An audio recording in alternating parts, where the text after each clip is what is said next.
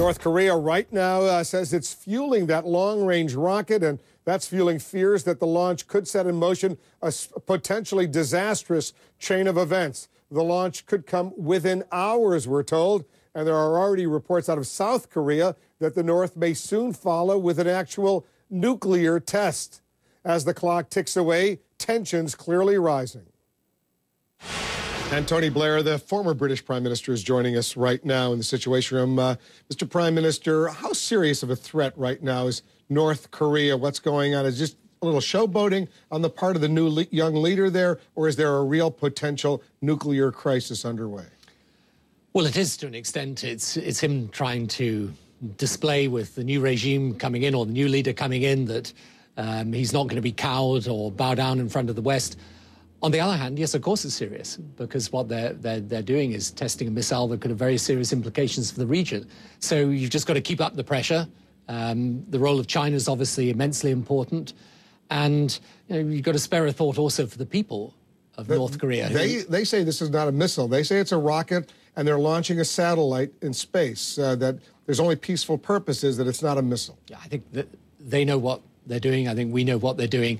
And the question is just keeping up the pressure on them. And as I say, realizing that for the people of North Korea, I mean, they're impoverished. They're denied many of the basic necessities of life, whilst the elite live an extraordinary life of luxury, and whilst they carry on with trying to develop this nuclear program. Let's talk about Syria. You have any confidence at all in President Bashar al-Assad that he'll live up to the so-called commitments he offered the former UN Secretary General Kofi Annan? He's not kept the commitment so far. You trust them at all, Bashar al-Assad? I don't trust them at all, no, frankly. What I do think, however, is that if you keep ratcheting up the pressure on him and make it clear that this isn't going to disappear, this issue's not going to disappear, we're going to keep coming back to it, we're going continually to look for new ways of putting pressure on the regime to do the right thing, then I think it's an outside chance. It's got a chance of working. I hope it does. Because so many experts, Syrians and others, have said to me, either he survives or the rebels survive. Both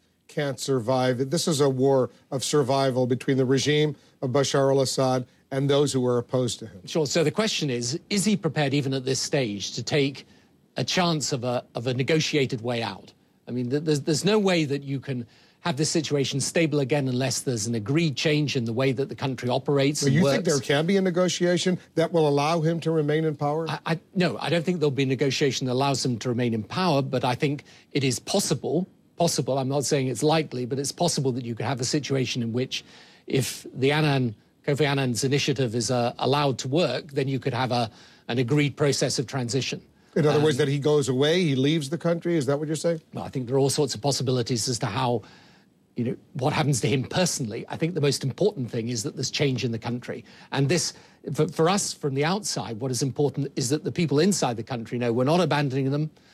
We're going to stick with this. We're going to make sure that this process of change continues, and we're prepared to take further steps if necessary in order to put pressure on the regime to do what I think, the one good thing that's emerged in the last few weeks is a general consensus, I think, in the international community. There has to be this change. His wife is British.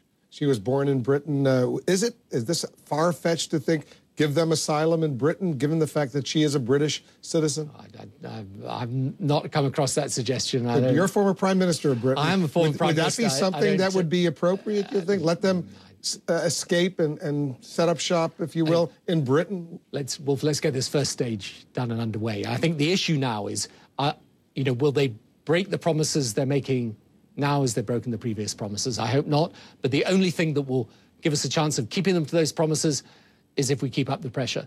I think what happens to then Assad and his family personally, that's for another day. Your other job is to try to negotiate peace between the Israelis and the Palestinians. Obviously, a tough challenge. What are the chances anytime soon that Prime Minister Netanyahu will sit down with President Abbas and you and others and work out a deal?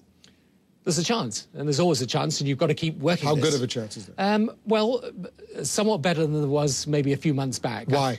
Because I think on both sides there is a willingness to engage if the negotiation's credible. I mean, I think the key thing is the Palestinians need to know that if they're going into sitting down with the Israelis and talking about issues like borders and security, that the Israelis are really prepared to engage with what is necessary for a viable Palestinian state. And the Israelis need to know that on issues like security, there's a recognition by the Palestinians they've got a genuine concern. So over these past few months, with the Jordanians playing a very central role in this, we've been trying to work out, is there a way that we can get the sides back together? How far apart are they right now? It's hard to judge, frankly. I mean, at one level, I think if with a bit of creativity and imagination, we can actually get people into a negotiation where the differences are clear but not unbridgeable. You think the Israelis are going to bomb Iran's nuclear facilities anytime soon? I don't know. The Israelis will take a view about their own national interests and security interests. What I do think is that Iran with a nuclear weapon is a very bad idea. So, again, I think here again we've got to be strong and clear and determined. Are you with President Obama that there's no policy of containment? In other words, allowing Iran to have a nuclear weapon, it's going to be removed one way or another before it gets to that? He's absolutely right. It would be, look, I'm out in that region a lot. It would be a disaster for Iran to have a nuclear weapon. It would have all sorts of consequences on the stability of the region, on other powers in the region trying to acquire nuclear weapons capability. And you've got, and I think this is one of the president's main concerns, you've got the potential of leakage of the technology or even of the weaponry. So, no, he's absolutely right. In my view, I think one of the things that's emerged over this past period is a very clear and agreed position. Now, you can debate how we deal with it, but the clear position is we mean what we say. Iran should not be allowed to acquire nuclear weapons capability. Prime Minister Tony Blair, thanks very much for coming in. Thank you. Good luck. Mitt Romney's greatest hits. President Obama's campaign has plenty to pick from when it comes to turning Mitt Romney's own words against him. Stand by. And did Apple conspire with publishers to fix the prices of e-books? The federal government says it's costing consumers millions of dollars, and now there's a lawsuit. And we're waiting for the special prosecutor in Florida to announce what, if any, charges will be filed against George Zimmerman in the Trayvon Martin case. So you're going to see it all unfold live here on CNN. We're going to update you with new information as it comes in.